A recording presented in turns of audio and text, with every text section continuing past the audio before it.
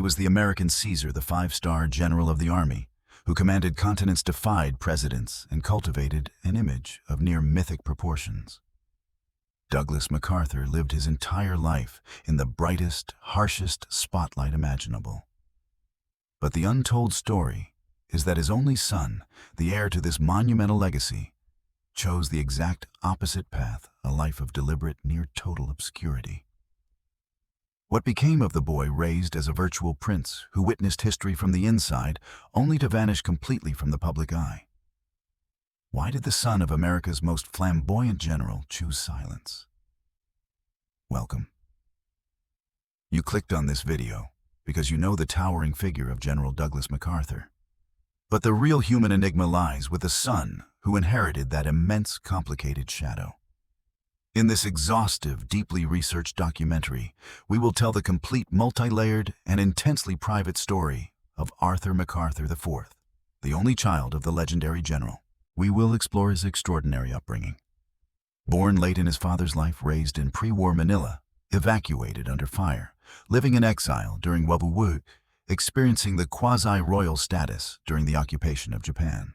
We will trace his path through education, his artistic inclinations, and his ultimate radical decision to retreat from public life, entirely seeking anonymity in the heart of New York City.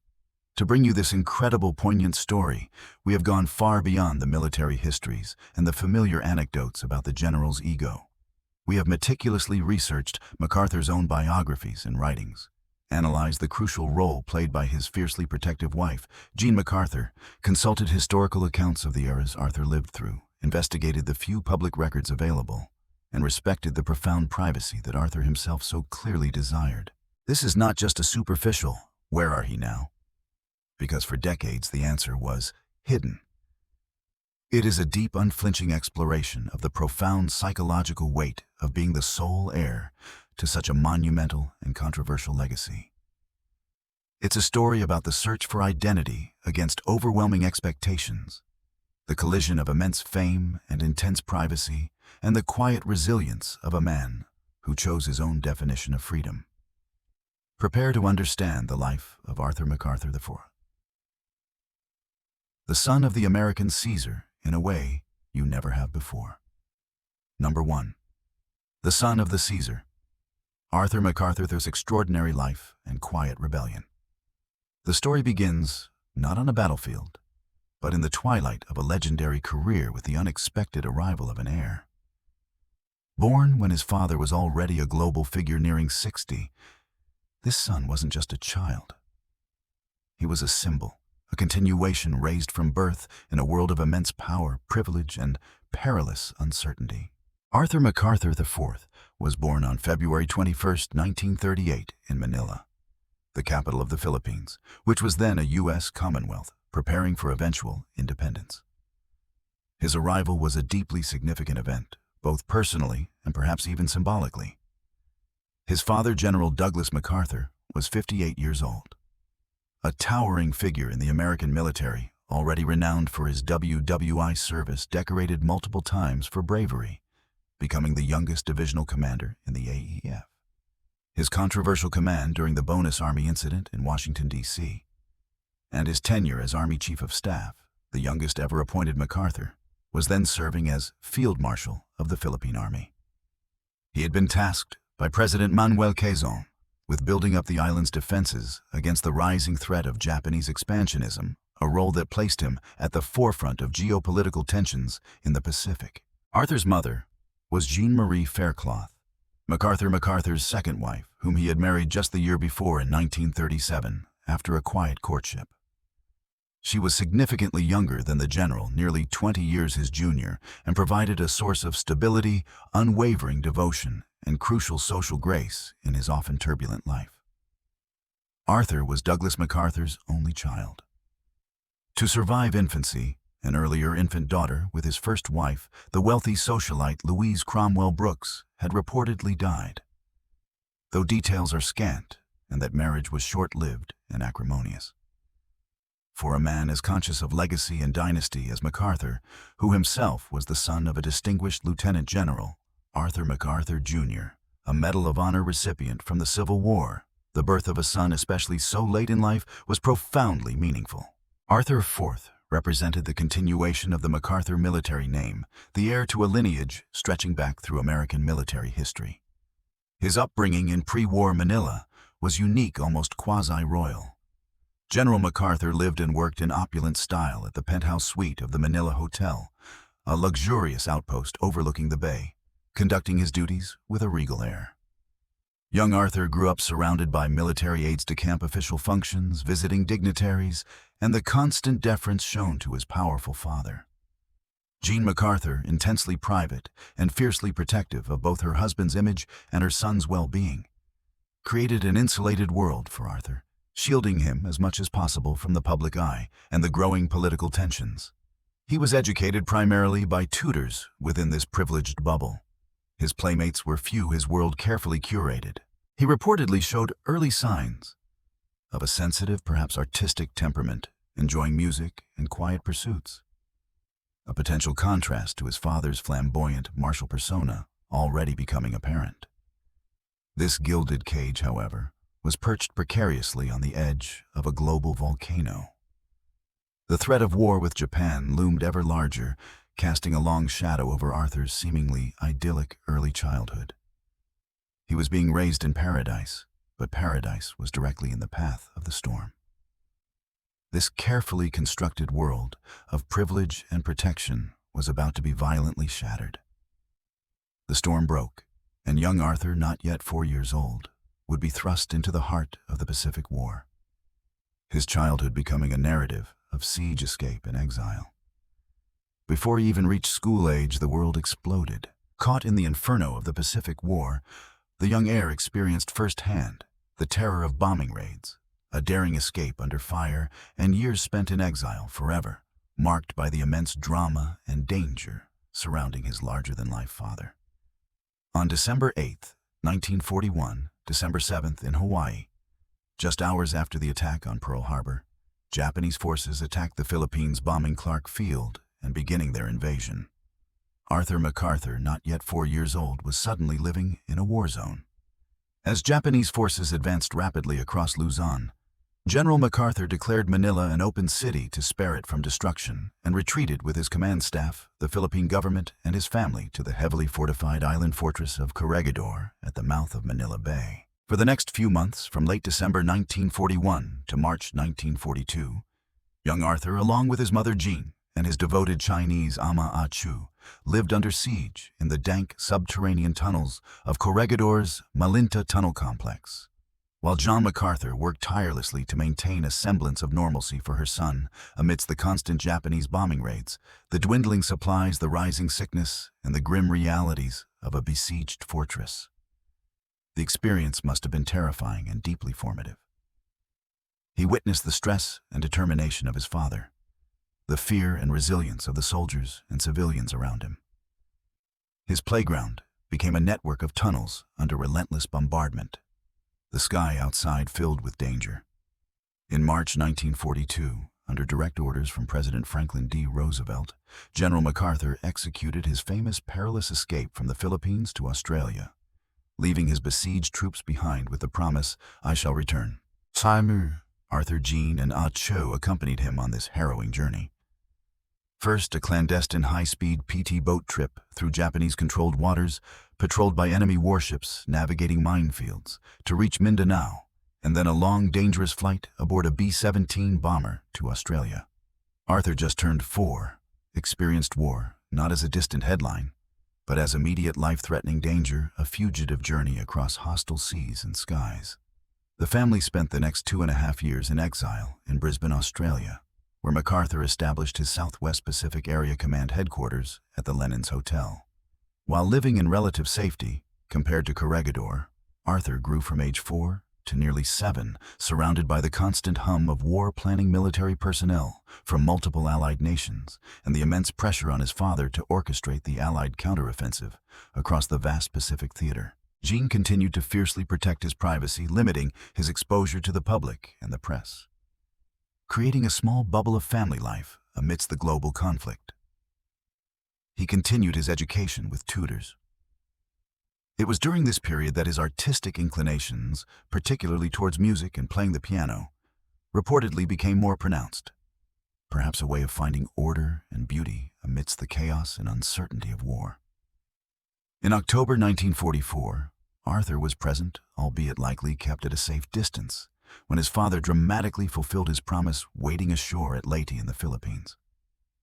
He spent the final stages of the war back in Manila, witnessing the devastation wrought by the Japanese occupation and the intense fighting during liberation, before transitioning into yet another extraordinary, unprecedented phase of his young life, the occupation of Japan. This childhood marked by siege escape exile and the constant presence of war forged under the most intense pressure imaginable would inevitably leave deep and lasting imprints on his psyche, likely contributing to his later desire for peace and privacy. The war ended, but the unique circumstances of Arthur MacArthur's upbringing continued.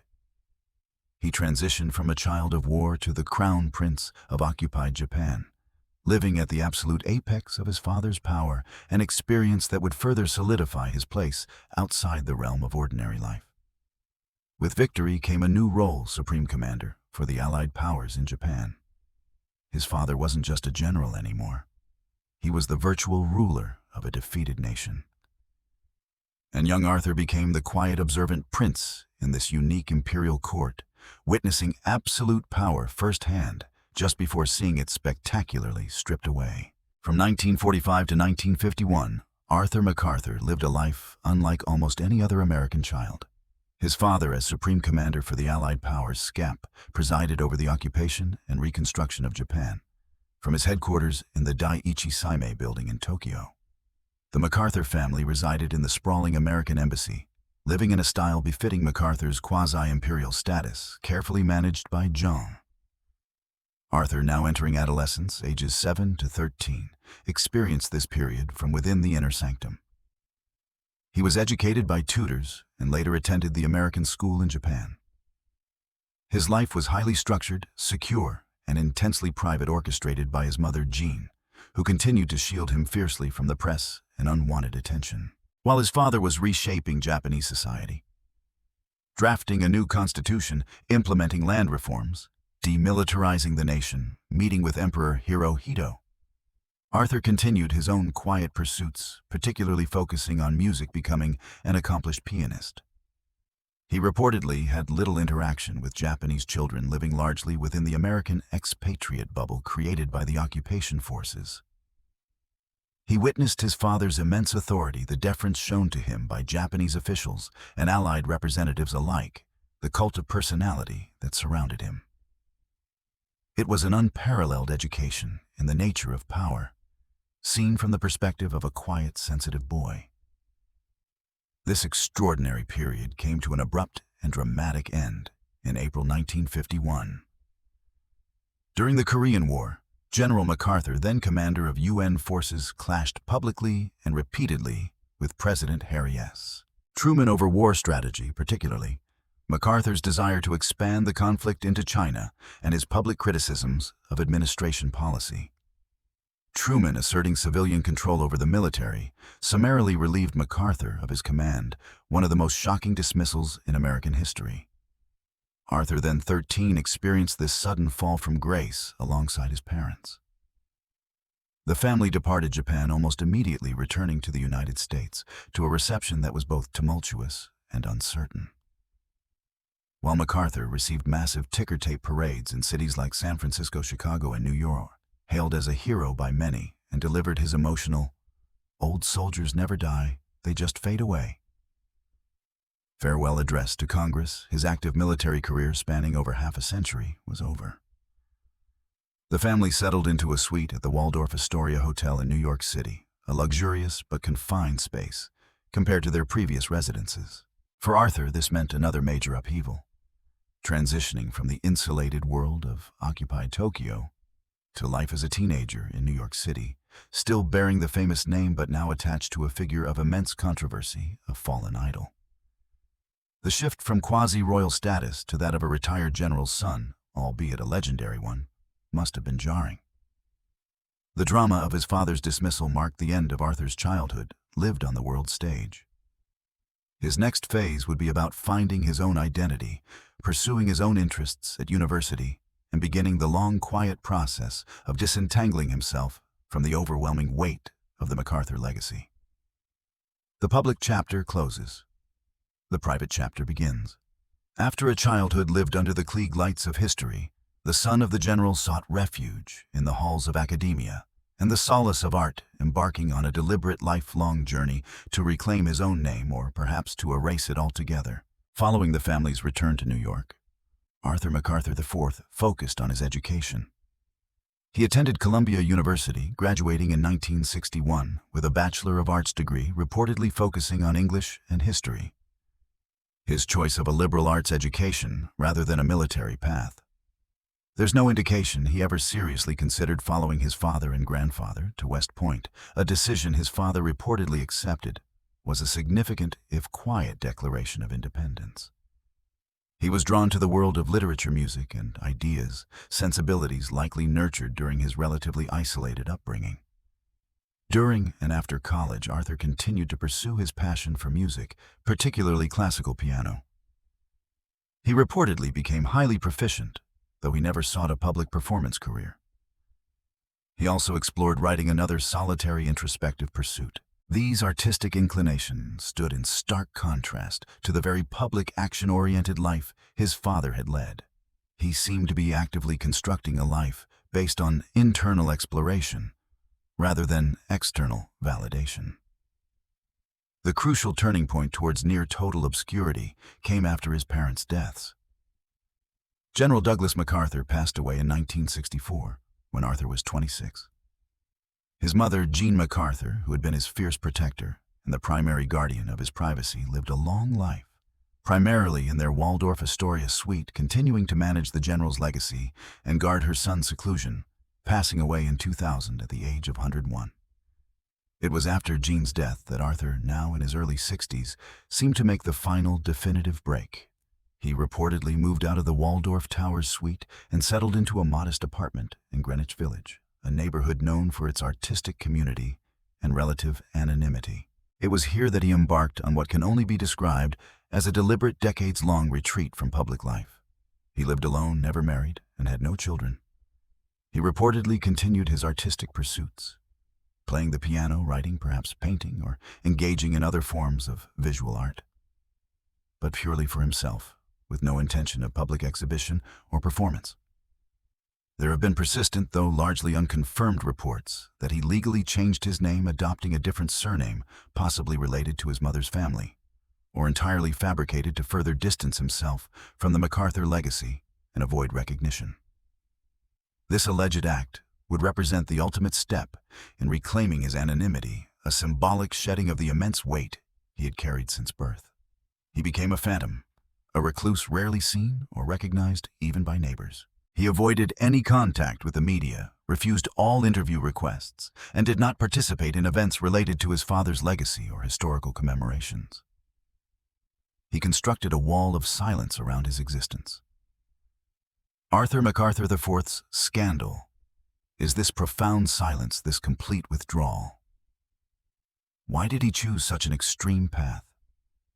The reasons are likely complex and deeply personal, forever unknowable without his own testimony. However, we can speculate based on his extraordinary upbringing. Rebellion. Was it a quiet, lifelong rebellion against his father's immense ego? Flamboyant personality and the relentless demands of the MacArthur myth.